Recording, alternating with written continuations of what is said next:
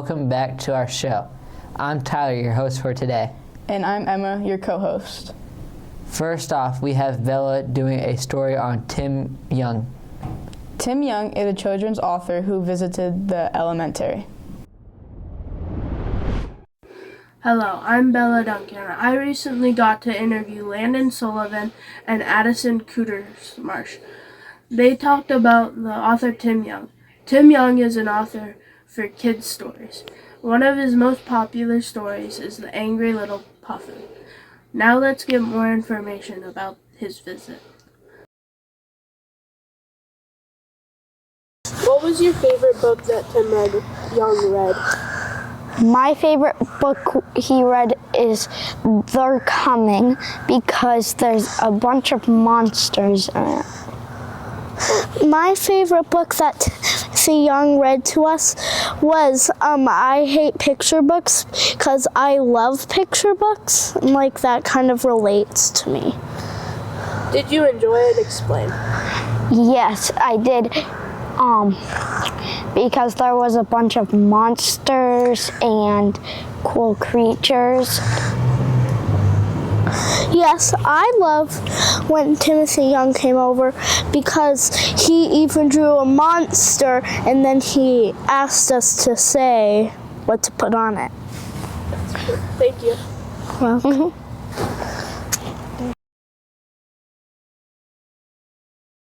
Thank you for watching my interviews. Hope you all enjoy the rest of the broadcast. Back to the host. Now moving on to upcoming events. Pause is going to be going indoor rock climbing on the 11th. All broadcast and media students are going to Nesson to get a tour of the studio and watch their pregame show live on the 13th. Junior and seniors are going to the White Mountain Community College open house on the 14th. On Halloween, elementary had a Halloween parade. They walked around town dressed up in their costumes. Emma will be doing her first big story. A big story is a way of recognizing businesses that give back to the community.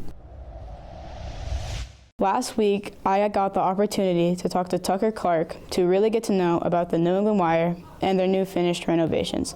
I think the New England Wire deserves this big story because they do a lot of things to give back to the community, which we will hear from Tucker Clark in the interview. What do you do for the New England Wire? I'm a regional sales manager here at New England Wire. What are some of the things New England Wire does to give back to the community? So every quarter we have a quarterly outreach project where anybody can bring it in. We do a Jazzy's Fund. We do the Giving Tree for Christmas time. Lions Club had a quarter. There's been stuff done for the playground down at Bath. Anything can be brought in and it can be added for a quarter. And then we do a lot of stuff down at the community field.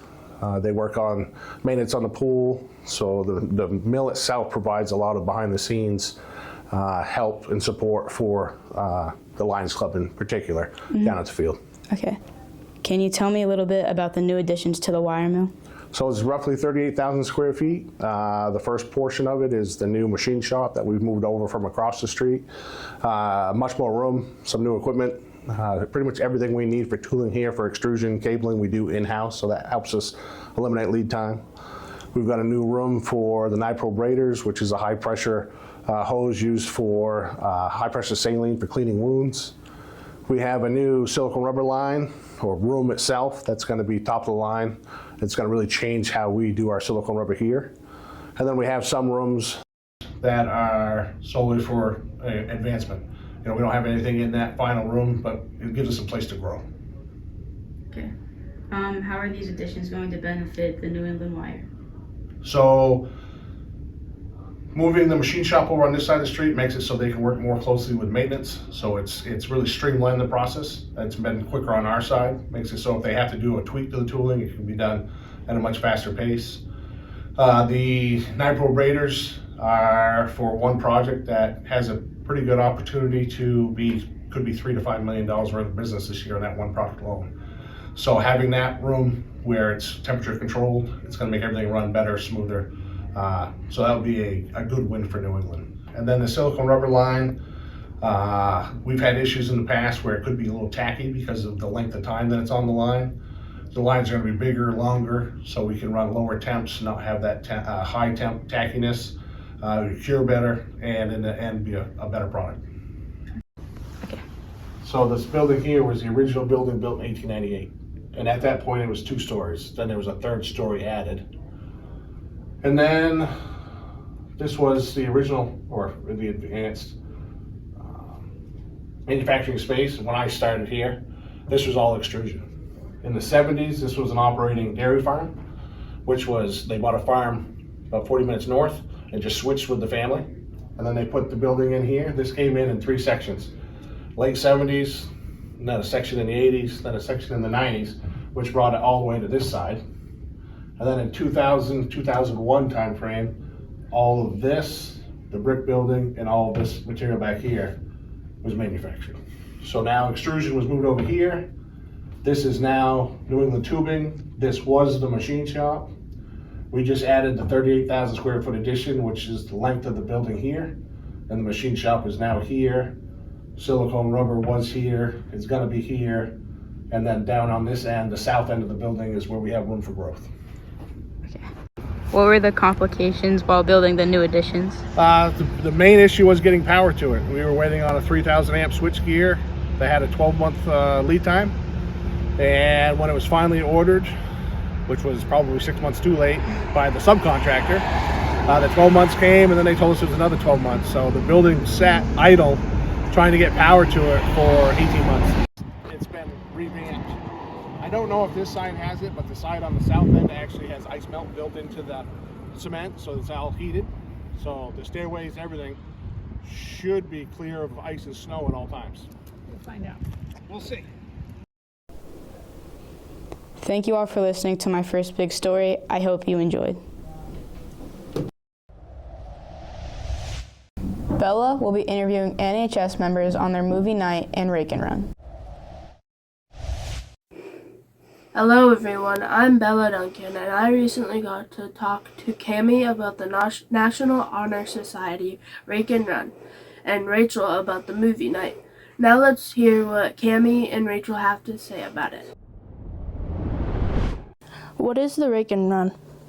So the Rake and Run is essentially a student-organized community service event or project that we do with National Honor Society, and it is essentially just we put like a form out into the community. Usually we post it on Facebook and stuff, and anyone in Lisbon or the Lisbon area can sign up to have their lawn raked by NHS members. So after we collect we usually have like a due date for when the form ends, and then National Honor Society will discuss how we want to break up driving to the different locations and who's going to go to which house. And we bring our rakes and trash bags and we do that community service project and we rake people's lawns. Have you done this event before, or is it the first time? So this would be my 3rd year doing it. Before I became an official member of NHS and was inducted, I did do it the fall of my sophomore year, and then I was inducted in the spring, then I did it last year, and then this is my 3rd and final year. How do you pull everything together to make it happen? So I briefly touched on that before, but we essentially all come together during our NHS meetings and discuss who's going to be sending out the form, what we want flyers to look like, and then we do advertising for that. And then again, once we've collected all the addresses of the people who want us to come to their house to rake, then we get our rakes, we hop on the bus, we take some time usually out of this school day, and then we go and we spend several hours doing that community service. Thank you. Thank you so much. What movies were playing last Friday? Last Friday during the movie night, we played Hotel Transylvania for the PG movie, and then for the PG-13 movie, we played Insidious. Do you think people enjoyed it? I think a lot of the little kids enjoyed Hotel Transylvania, not only watching the movie, but like also being able to be with their friends and like being around like their parents while having like that little family night type thing. The older movie, I think the people that were able to go did enjoy it, and I believe that some of us NHS members enjoyed it as well because we got to watch the movie too. Some of us did. How did you pull everything together? A lot of it had to do with other people in NHS, not necessarily me myself. Bailey Clark, which is the president of NHS, she did a really good job at trying to make sure all the forms and everything need to be filled out for like the building use and everything. And we all donated different drinks and snacks and popcorn. We got that all set up too. I say we all definitely had a helping hand in bringing in the snacks and drinks and stuff because everybody donated something. So that was really helpful to make sure that everybody had a chance to pitch in. And I think Bailey did a good job at doing the behind the scenes stuff. And I think everybody did a good job that volunteered to help out during the movie night itself. Thank you. Thank you. Thank you for watching my story. I hope you learned something new. Back to the host. Emma has a very interesting story on asking people who they would switch places with.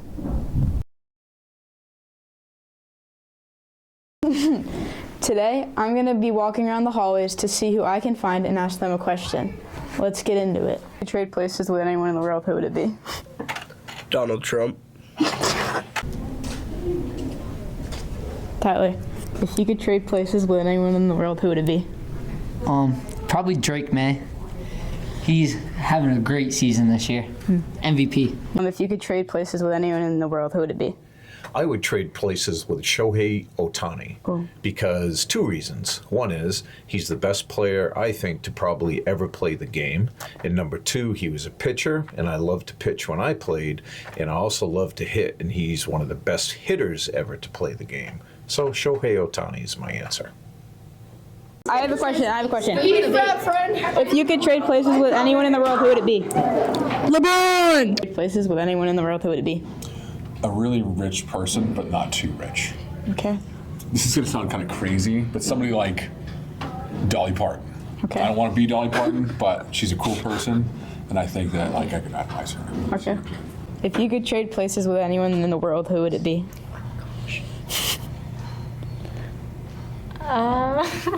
Somebody who's rich. I don't know. I think I'm good being myself. If you could trade places with anyone in the world, who would it be? Nigeri Kennedy, because she's a really good pitcher for Texas Tech. She's on the softball team, and it's my favorite team. Thank you all for joining me on my fun story. Hope you enjoyed. Finally, Tyler will be talking about the playoffs and how both teams did. Hello everyone. Something very, very special has happened at Lisbon. Both varsity teams made playoffs. Boys played in Woodsville and girls beat Colebrook at Colebrook and went to Portsmouth Christian. Today I'll be interviewing two players from each teams. How did it feel making playoffs? It felt pretty amazing because Lisbon hasn't, like the Lisbon boys haven't made it there in a long time, I know that. And to be a part of it, it was just a great moment, so. For the girls, we made it last year, so we were excited. We knew we were going up to the same place we did last year, so that wasn't ideal for us, but we knew that we were gonna have like a good shot at playoffs this year, so we were excited for that, to see the outcomes. What was your highlight of the playoffs game? Mine would probably be getting the 2 assists for the goals, because, I mean, it just feels pretty good to assist the goal that is scored, so. Mine was probably scoring the game-winning goal, especially because it was like recorded on NSN, so watching that back and it being an overtime game, so scoring that goal and then everyone's just cheering and happy, and it's just a really adrenaline rush, exciting moment for everyone. What was your favorite memory from the season? Probably beating Linwood at homecoming. It felt really good to beat them and not let them beat us at our home and just show them that we're better than them. So. My favorite memory was probably, I've never made it that far into playoffs, so I really enjoyed that, and just playing with all the girls, being Meredith and Bailey's last time playing with them, that was really fun. So. Thank you guys for the interview, and I hope you guys enjoyed this season. Now we have a very special subject for Veterans Day. We asked some staff and students to shout out family members who served in the U.S. military branch.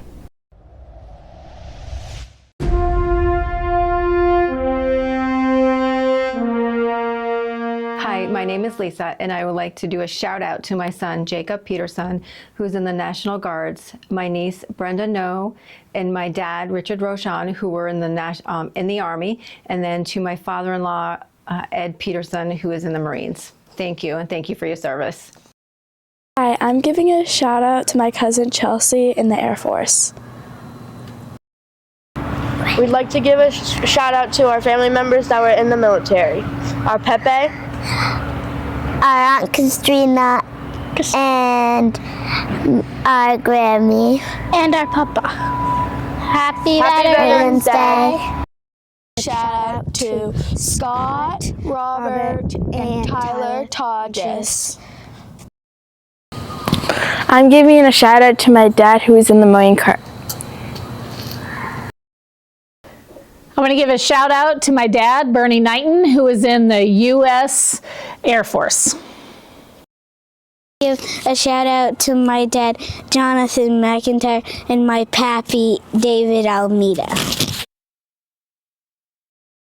Hi, I'm Sarah. And I'm Tyler. We'd like to give a shout out to our grandpa, Steve Robbins, who served in the Army National Guards. And our Uncle Scott, who also served in the Army National Guards. And our Uncle Cody, who served in the Air Force. Thank you for your service. We love you. I would like to give a shout out to my mom who was in the Navy and give her a big thanks and hope she has a happy Veterans Day. Love you. I would like to give a shout out to all my family members in the military, especially my Uncle John. Happy Veterans Day. Thank you all for your service. Hope you all enjoyed this week's broadcast. See you all next time.